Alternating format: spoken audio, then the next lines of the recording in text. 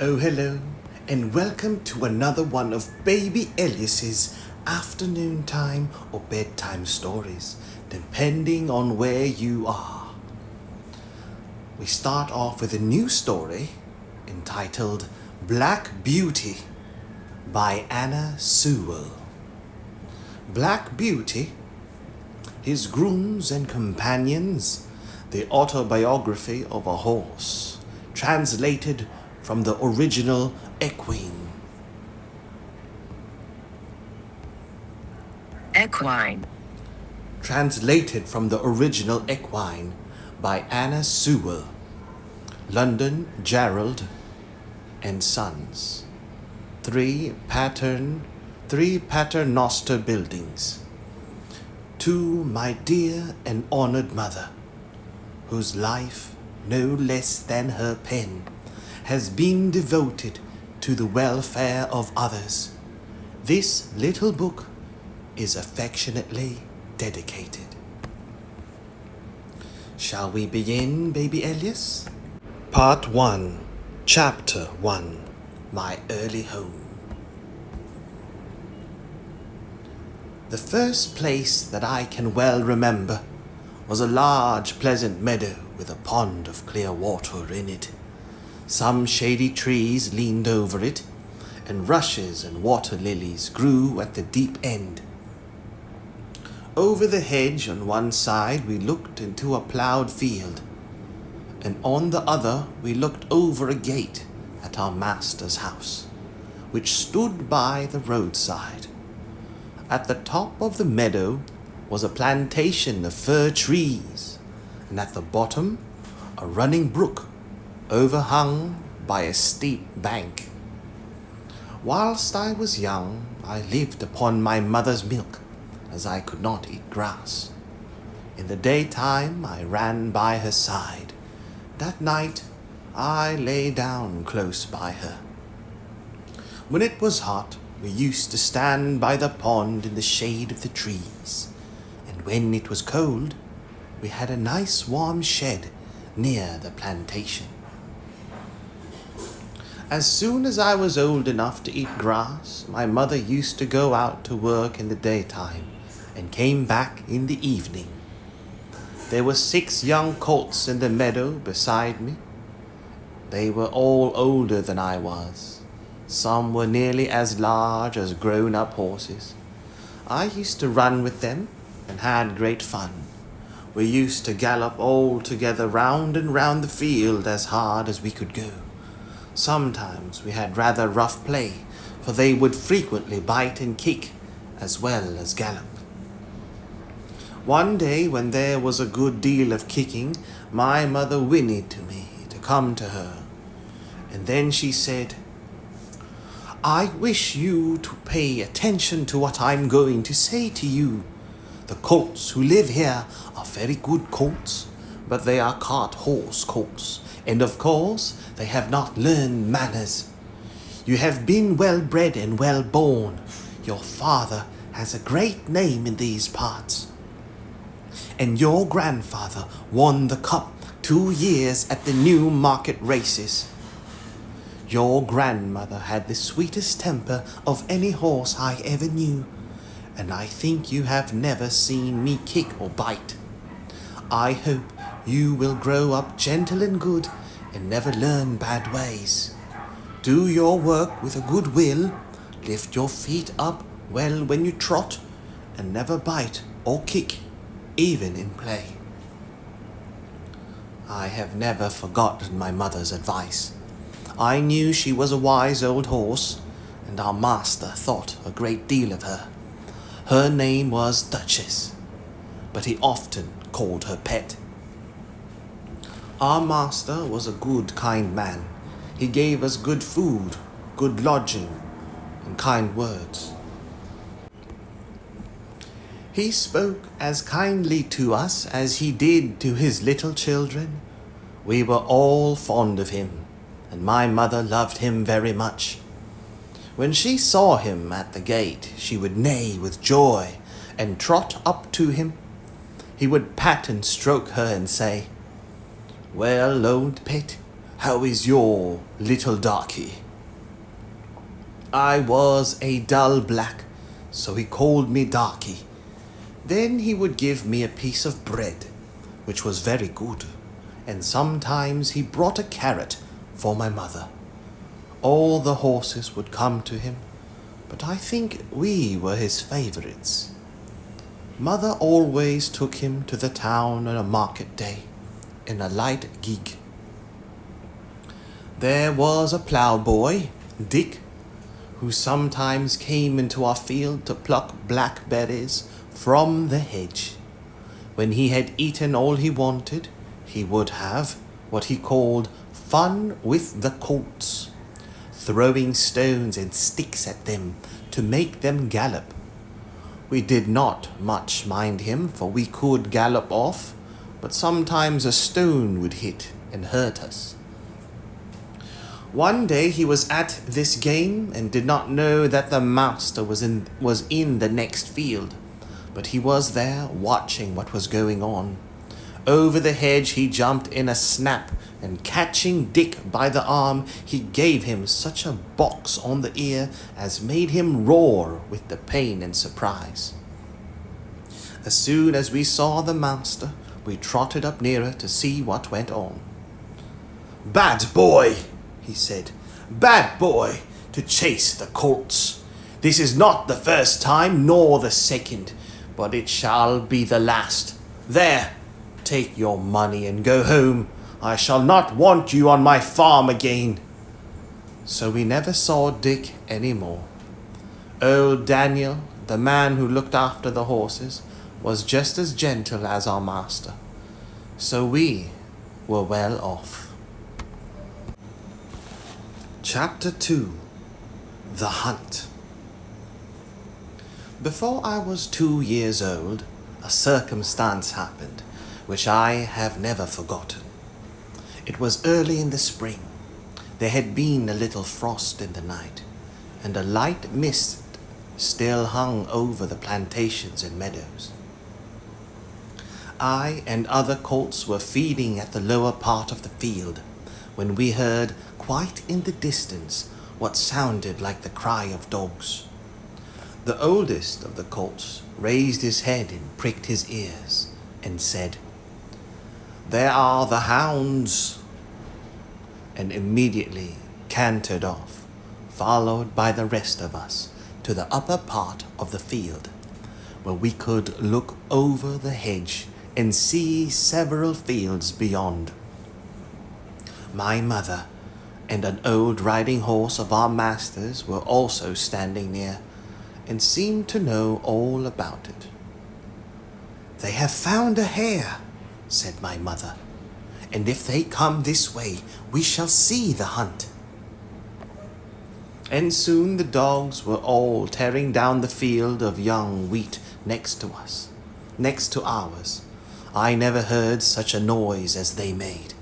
They did not bark, nor howl, nor whine, but kept on a yo, yo, oh, oh, yo, yo, oh, oh, at the top of their voices.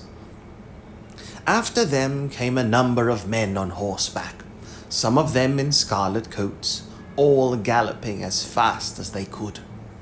The old horse snorted and looked eagerly after them, and we young colts wanted to be galloping with them, but they were soon away into the fields lower down. Here it seemed as if they had come to a stand. The dogs left off barking and ran about every way with their noses to the ground. "They have lost the scent," said the old horse. "Perhaps the hare will get off." "What hare?" I said. "Oh, I don't know what hare. Likely enough it may be one of our own hares out of the plantation. Any hare they can find will do for the dogs and men to run after." And before long the dogs began their yo, yo, oh, oh again, and back they came all together at full speed, making straight for our meadow, at the part where the high bank and hedge overhang the brook. "Now we shall see the hare," said my mother. And just then a hare, wild with fright, rushed by and made for the plantation. On came the dogs. They burst over the bank, leapt the stream, and came dashing across the field, followed by the huntsmen.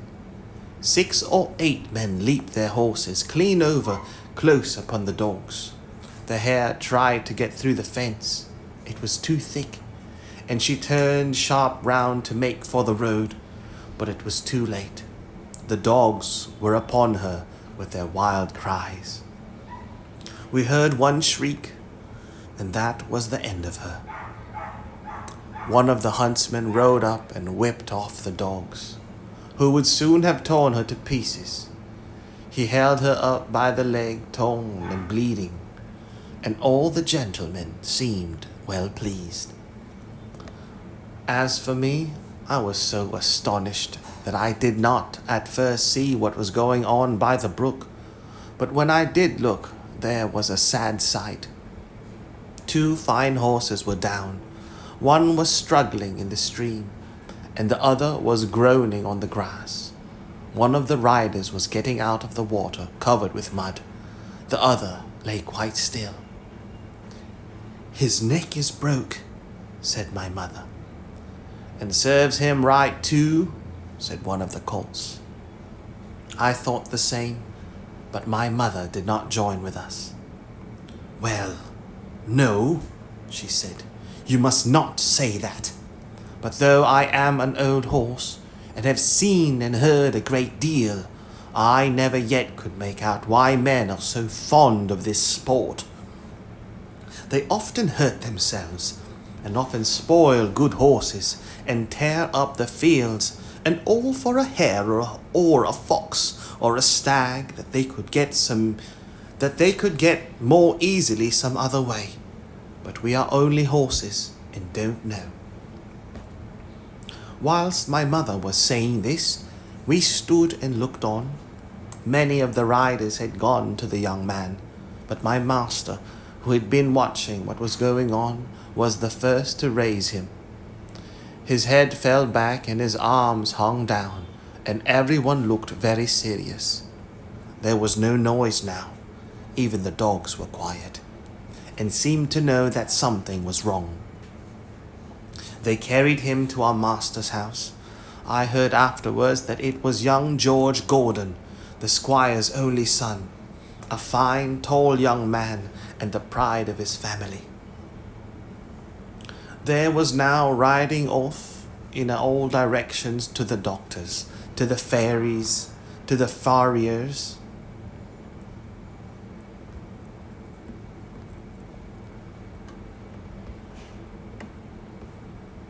Farriers. There was now riding off in all directions to the doctors, to the farriers, and no doubt to Squire Gordon's, to let him know about his son. When Mr. Bond, the farrier, came to look at the black horse that lay groaning on the grass, he felt him all over and shook his head. One of his legs was broken. Then someone ran to our master's house and came back with a gun. Presently there was a loud bang and a dreadful shriek, and then all was still. The black horse moved no more. My mother seemed much troubled. She said she had known that horse for years, and that his name was Rob Roy. He was a good, bold horse, and there was no vice in him.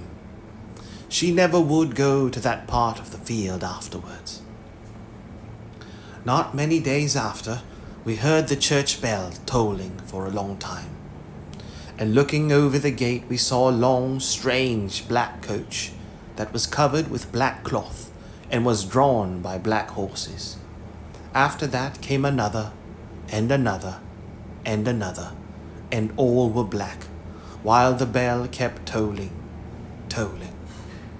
They were carrying young Gordon to the churchyard to bury him. He would never ride again. What they did with Rob Roy I never knew, but 'twas all for one little hare. Chapter 3. my breaking in. I was now beginning to grow handsome. My coat had grown fine and soft and was bright black. I had one white foot and a pretty white star on my forehead. I was thought very handsome. My master would not sell me till I was 4 years old. He said lads ought not to work like men, and colts ought not to work like horses till they were quite grown up. When I was 4 years old, Squire Gordon came to look at me. He examined my eyes, my mouth, and my legs. He felt them all down, and then I had to walk and trot and gallop before him. He seemed to like me and said, "When he has been well broken in, he will do very well." My master said he would break me in himself, as he should not like me to be frightened or hurt, and he lost no time about it, for the next day he began. Everyone may not know what breaking in is, therefore I will describe it. It means to teach a horse to wear a saddle and bridle, and to carry on his back a man, woman, or child, to go just the way they wish, and to go quietly. Beside this, he has to learn to wear a collar, a crupper, and a breeching, and to stand still whilst they are put on. Then, to have a cart or a chaise fixed behind him, so that he cannot walk or trot without dragging it after him, and he must go fast or slow just as his driver wishes. He must never start at what he sees, nor speak to other horses, nor bite, nor kick, nor have any will of his own, but always do his master's will, even though he may be very tired or hungry. But the worst of all is, when his harness is once on, he may neither jump for joy nor lie down for weariness. So you will see this breaking in is such a great thing.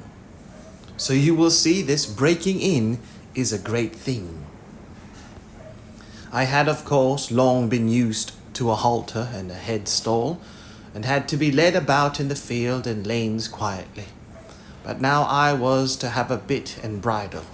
My master gave me some oats as usual, and after a good deal of coaxing, he got the bit into my mouth, and the bridle fixed. But it was a nasty thing. Those who have never had a bit in their mouths cannot think how bad it feels.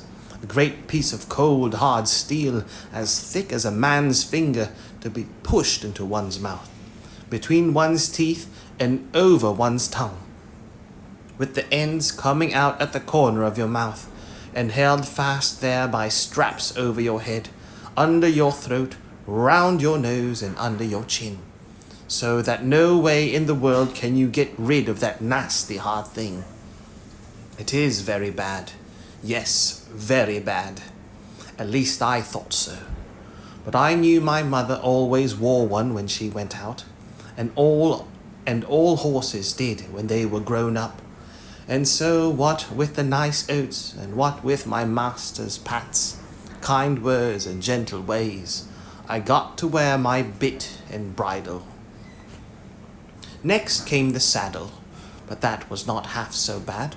My master put it on my back very gently, whilst old Daniel held my head. He then made the girths fast under my body, patting and talking to me all the time. Then I had a few oats, then a little leading about, and this he did every day till I began to look for the oats and the saddle. At length one morning my master got on my back and rode me round the meadow on the soft grass. It certainly did feel queer, but I must say I felt rather proud to carry my master, and as he continued to ride me a little every day, I soon became accustomed to it. The next unpleasant business was putting on the iron shoes. That too was very hard at first. my master went with me to the smith's forge to see that I was not hurt or got any fright. The blacksmith took my feet in his hand one after the other and cut away some of the hoof. It did not pain me, so I stood still on 3 legs till he had done them all. Then he took a piece of iron, the shape of my foot, and clamped it on, and drove some nails through the shoe quite into my hoof, so that the shoe was firmly on. My feet felt very stiff and heavy, but in time I got used to it.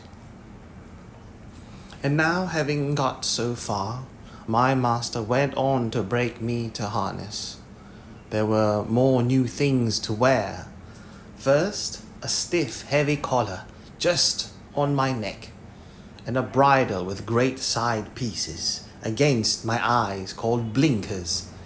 And blinkers indeed they were, for I could not see on either side, but only straight in front of me. Next there was a small saddle with a nasty stiff strap that went right under my tail. That was the crupper. I hated the crupper. To have my long tail doubled up and poked through that strap was almost as bad as the bit. I never felt more like kicking, but of course I could not kick such a good master, and so in time I got used to everything, and could do my work as well as my mother. I must not forget to mention one part of my training, which I have always considered a very great advantage.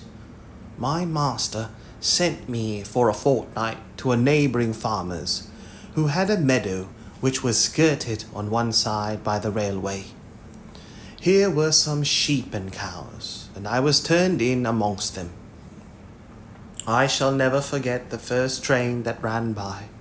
I was feeding quietly near the pails which separated the meadows from the railway, when I heard a strange sound at a distance, and before I knew whence it came, with a rush and a clatter, and a puffing out of smoke, a long black train of something flew by, and was gone almost before I could draw my breath.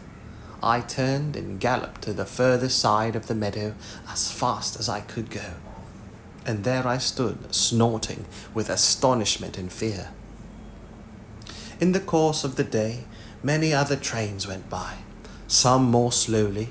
These drew up at the station close by, and sometimes made an awful shriek and groan before they stopped. I thought it very dreadful, but the cows went on eating very quietly, and hardly raised their heads as the black, frightful thing came puffing and grinding past.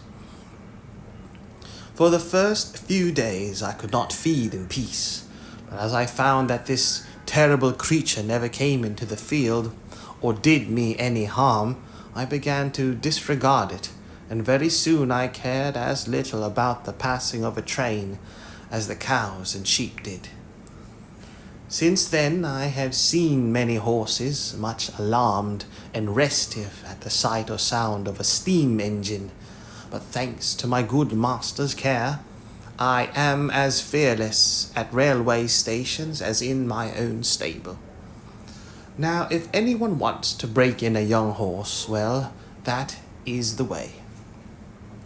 My master often drove me in double harness with my mother, because she was steady and could teach me how to go better than a strange horse. She told me the better I behaved, the better I should be treated, and that it was wisest always to do my best to please my master. But, said she, there are a great many kinds of men. There are good, thoughtful men like our master, that any horse may be proud to serve, but there are bad, cruel men who never ought to have a horse or dog to call their own. Beside, there are a great many foolish men, vain, ignorant, and careless, who never trouble themselves to think. These spoil more horses than all, just for want of sense. They don't mean it, but they do it for all that. I hope he will fall into good hands, but a horse never knows who may buy him or who may drive him. It is all a chance for us. But still I say, do your best wherever it is, and keep up your good name. Chapter 4. Birtwick Park. At this time I used to stand in the stable, and my coat was brushed every day till it shone like a rook's wing. It was early in May, when there came a man from Squire Gordon's, who took me away to the hall. My master said, "Goodbye, Darky. Be a good horse, and always do your best." I could not say goodbye, so I put my nose into his hand. He patted me kindly, and I left my first home. As I lived some years with Squire Gordon, I may as well tell something about the place. Squire Gordon's park skirted the village of Birtwick.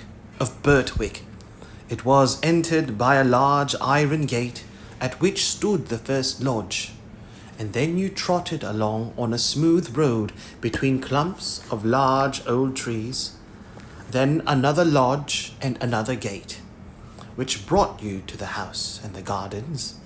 Beyond this lay the home paddock, the old orchard and the stables. There was accommodation for many horses and carriages, but I need only describe the stable into which I was taken.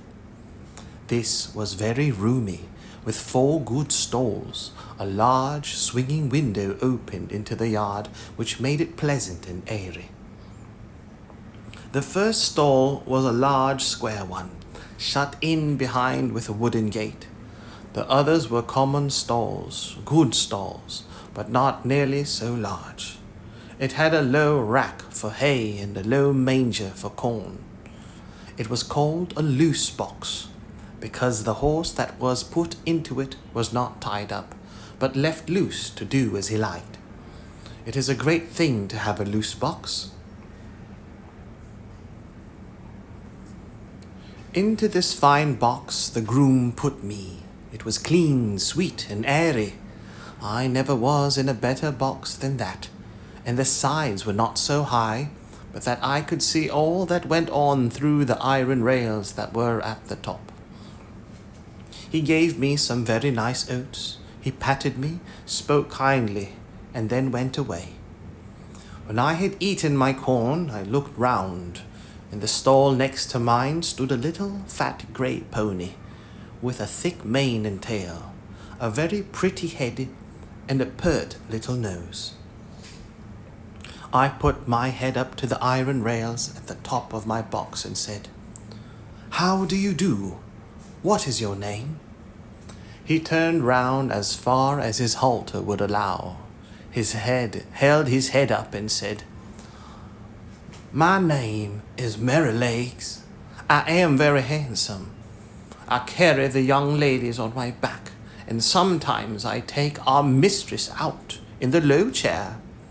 They think a great deal of me, and so does James. Are you going to live next door to me in that box?" I said, "Yes."